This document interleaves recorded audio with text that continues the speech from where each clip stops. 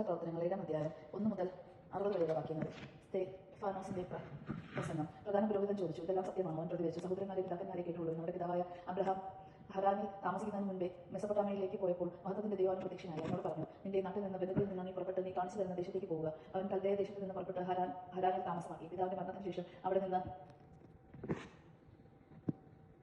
നിങ്ങളിപ്പോൾ വസിക്കുന്ന ഈ ദേശത്തേക്ക് ദൈവം അവനെ കൊണ്ടുവന്നു. എങ്കിലും അവൻ അവിടുന്ന് അവന് ഒരു സ്ഥലം പോയി കൊടുത്തില്ല. എന്നാൽ ഈ ദേശം അവനും പിൻതലമുറയ്ക്കും അവകാശമായി നൽകുമെന്ന് അവന് സന്താനമില്ലാതിരിക്കുമ്പോൾ തന്നെ അവിടുന്ന് വാഗ്ദാനം ചെയ്തു. അവന്റെ സന്താനങ്ങൾ മറ്റുള്ളവരുടെ ദേശപ്രവാസികളായിരിക്കുമെന്നും അവരെ വിദേശികൾ 400 വർഷത്തേക്ക് അടിമകളാക്കി പീഡിപ്പിക്കുമെന്നും ദൈവം പറഞ്ഞു. ദൈവം വീണ്ടും പറഞ്ഞു, അവർ സേവിക്കുന്ന ജനതയെ ഞാൻ വിധിക്കും. അതിനുശേഷം അവർ പുറപ്പെട്ട് ഈ സ്ഥലത്ത് വന്ന് എന്നെ ആരാധിക്കുകയും ചെയ്യും. പിന്നെ അവിടുന്ന് അവനുമായി പരിചിതത്തിന്റെ ഉടമ്പടി ചെയ്യും. അബ്രഹാമിൽ നിന്ന് ഇസ്ഹാക്ക് ജനിച്ചു. 8-ാം ദിവസം അവനെ പരിത്യജിച്ചു. ഇസ്ഹാക്കിൽ നിന്ന് യാക്കോബ്, യാക്കോബിൽ നിന്ന് 12 ഗോത്രപിതാക്കന്മാരും ജനിച്ചു. ഈ ഗോത്രപിതാക്കന്മാർ അസൂയ കൊണ്ട് ജോസഫിനെ ഈജിപ്തുകാർക്ക് വിട്ടു. എന്നാൽ ദൈവം അവനോട് കൂടെ ഉണ്ടായിരുന്നു. അവിടുന്ന് അവനെ എല്ലാ ദുരിതങ്ങളിൽ നിന്ന് സംരക്ഷിച്ചു. ഈജിപ്തിലെ രാജാവായ ഫറവോയുടെ മുമ്പിൽ അവനെ സമ്മതവും ജ്ഞാനിയുമാക്കി. രാജാവ് അവനെ ഈജിപ്തിന്റെയും തന്റെ ഭവനം മുഴുവന്റെയും മേൽ ഭരണാധികാരിയായി നിയമിച്ചു. അങ്ങനെ ഈജിപ്തിലും കാനാനിലും ക്ഷാമവും വലിയ കഷ്ടതയും ഉണ്ടായി. നമ്മുടെ പിതാക്കന്മാർക്ക് ഭക്ഷണ സാധനങ്ങൾ ഇല്ലാതെ വന്നു. ഈജിപ്തിൽ ദാരിദ്ര്യമുള്ളത് പിതാക്കന്മാരെ അങ്ങോട്ട് അയച്ചു.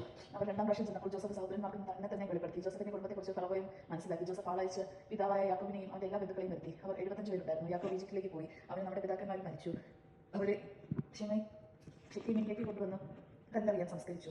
ഈ കല്ലറ അബ്രഹാം ഷെക്കീമിലെ ഏദോമറിന്റെ പുത്രന്മാരിൽ നിന്ന് വെള്ളി നാണയങ്ങൾ കൊടുത്തു വാങ്ങിയതാണ്. അബ്രഹാമത്തോട് ദൈവം ചെയ്ത വാഗ്ദാനം പൂർത്തിയാക്കാറായപ്പോൾ ഈജിപ്തിൽ ജനം വളർന്നു വരികയും അവസാനം ജോസഫിനെ അറിയാത്ത ഒരു രാജാവ് അവിടെ അധികാരത്തിൽ വന്നു. അവൻ നമ്മുടെ വംശത്തെ വഞ്ചിച്ചുകൊണ്ട് പിതാക്കന്മാരുടെ ക്രൂരമായി പെരുമാറി. ശിശുക്കൾ ജീവിക്കാതിരിക്കാൻ അവരെ പുറത്തേക്ക് ഇറങ്ങി കളയുന്നതിനെ നിർബന്ധിച്ചു. ഈ കാലത്ത് മോശ ജനിച്ചു. അവൻ ദൈവത്തിന് പ്രിയങ്കരനായിരുന്നു. 3 മാസത്തോളം പുതുഭവനത്തിൽ അവൻ വളർന്നു.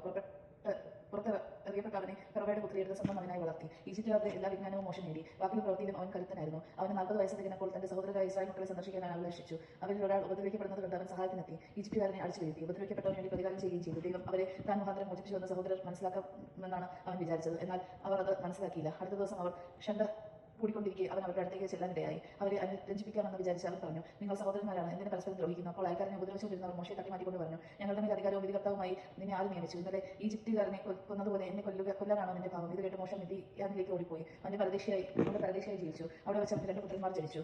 40 വർഷങ്ങൾക്ക് ശേഷം സീനായ് മലയുടെ മരുപ്രദേശത്ത് ഒരു മുൾപ്പടപ്പിനുള്ളിൽ അഗ്നിജ്വാലകളുടെ മധ്യയിൽ ഒരു ദൂതൻ അവന് പ്രത്യക്ഷനായി. മോശ ആ ദർശനത്തിൽ അത്ഭുതപ്പെട്ടു. സൂക്ഷിച്ചു നോക്കാൻ അവൻ അടുത്തേക്ക് ചെന്നു. അപ്പോൾ കർത്താവിന്റെ സ്വരം കേട്ടു, നിന്റെ പിതാക്കന്മാരുടെ ദൈവമാണ് ഞാൻ, അബ്രഹാമിന്റെ ഇസ്ഹാക്കിന്റെ യാക്കോബിന്റെയും ദൈവം.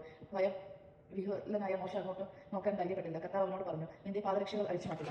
നീ നിൽക്കുന്ന സ്ഥലം പരിശുദ്ധമാണ്. ഈജിപ്തിൽ എന്റെ ജനം അനുഭവിക്കുന്ന പീഡനങ്ങൾ ഞാൻ വ്യക്തമായി കണ്ടു. അവരുടെ ദീനാരോധനം ഞാൻ കേട്ടു. അവരെ വിമോചിപ്പിക്കാൻ ഞാൻ ഇറങ്ങി വന്നിരുന്നു. വരൂ, നിന്നെ ഞാൻ ഈജിപ്തിലേക്ക് അയക്കും. ഞങ്ങളുടെ മേൽ അധികാരിയായി വിധികർത്താവുമായി നിന്നെ ആര് നിയമിച്ചു എന്ന് പറഞ്ഞവർ നിരാകരിച്ച മോശയെ തന്നെ മുൾപ്പടപ്പിൽ പ്രത്യക്ഷനായ ദൂതൻ വഴി ദൈവത്തിന്റെ അധികാരിയും വിമോചകനുമായി അയച്ചു. ഈജിപ്തിലും ചെങ്കടലിലും 40 വർഷം മരുഭൂമിയിലും അത്ഭുതങ്ങളും അടയാളങ്ങളുമായി പ്രവർത്തിച്ചുകൊണ്ട് അവൻ അവരെ നയിച്ചു. ദൈവം നിങ്ങളുടെ സഹോദരരിൽ നിന്ന് എന്നെപ്പോലെ ഒരു പ്രവാചകനെ നിങ്ങൾക്കായി ഉയർത്തുമെന്ന് ഇസ്രായേൽ മക്കളോട് പ്രഖ്യാപിച്ചത് ഈ മോശയാണ്. സീനായ് മലയിൽ വെച്ച് തന്നോട് സംസാരിച്ച ദൂതനോട് നമ്മുടെ പിതാക്കന്മാരോട് കൂടി മരുഭൂമിയിലെ സംഘത്തിലായിരുന്നുവെന്നും നിങ്ങൾക്ക് നൽകാനായി ജീവവചസ്സുകൾ സ്വീകരിച്ചവനും ഇവനാണ്. നമ്മുടെ പിതാക്കന്മാർ അവനെ അനുസരിച്ചില്ല. അവർ അവനെ നിരാകരിക്കുകയും ഉള്ളുകൊണ്ട് ഈജിപ്തിലേക്ക് തിരിക്കുകയും ചെയ്തു. അവർ അഹരോനോട് ആവശ്യപ്പെട്ടു, ഞങ്ങളെ നയിക്കാൻ ദേവന്മാരെ നിർമ്മിച്ചു തരിക. ഞങ്ങൾ ഈജിപ്തിൽ നിന്ന് നയിച്ചുകൊണ്ടുവന്ന മോശയുണ്ടല്ലോ, അവന് എന്ത് സംഭവിച്ചെന്ന് അറിഞ്ഞുകൂടാ. അവർ ആ ദിവസങ്ങളിൽ ഒരു കാളക്കുട്ടി നിർമ്മിച്ച് ആ വിഗ്രഹത്തിന് ബലി അർപ്പിച്ചു. സ്വന്തം കരവേലകളിൽ അവർ ആഹ്ലാദ പ്രകടനം നടത്തി. ദൈവം അവരിൽ നിന്ന് മുഖം തിരിക്കുകയും ആകാശ ശക്തികളെ ആരാധിക്കാൻ അവരെ കൈവടിയുകയും ചെയ്തു.